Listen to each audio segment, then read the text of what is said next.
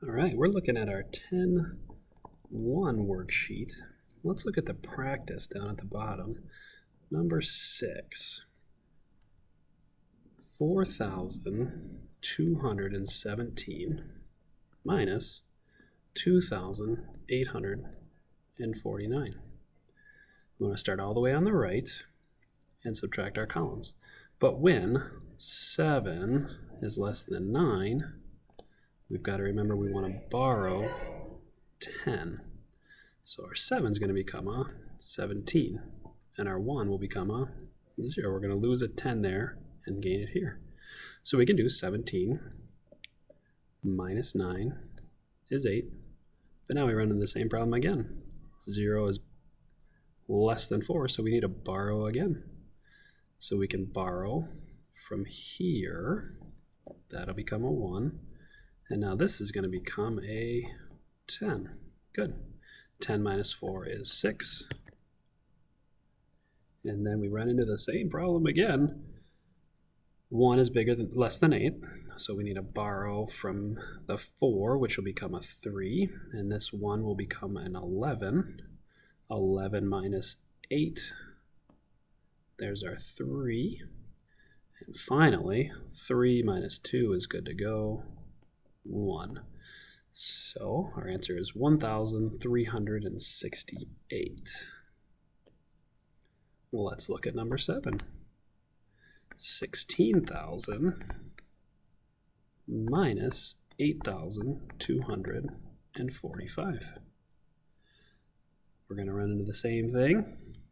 Our 0 needs to be bigger, so we need to borrow from here. When I borrow from 0, we're actually going to become a 9. And then we need to borrow from this one, which will become a 9. And then we need to borrow from this one, which is going to become a 5. So anytime we're borrowing from 0, we need to go up at least one level. And this 0 is going to become a 10. 10 minus 5. 9 minus 4 is also 5. 9 minus 2 is 7. Can't do the 5 minus 8, so I've got to borrow one more time. Borrowing from 1 makes it 0, and that'll make this 15 minus 8, which is 7. Good. Let's do 2 more. Number 8 says 11.47 minus 8.896. So we want to do our vertical subtraction again. 11.47 minus 8.896. Always key is making sure that our decimal point is nice and lined up. And if we need a face spiller here, we can put in a 0. So now our problem looks just like number 6 and number 7. But instead of a comma, we've got a decimal point. 0, gonna have to borrow again, aren't we? Becomes a 6. So 10 minus 6 is 4. Gonna have to borrow for our 6. Go up a level, that'll become the 4 will become a 3. The 6 will become a 16. One more, maybe 2 more levels of borrowing.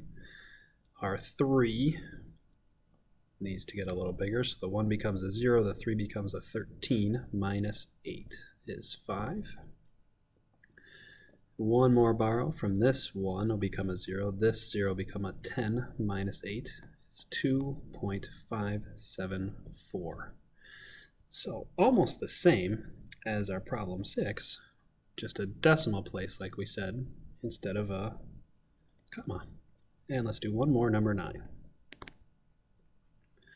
36 minus 42. Between them, there's a difference of 6. But the second one, the one we're subtracting, is actually bigger. So our answer is actually going to go from 36 into the negative direction.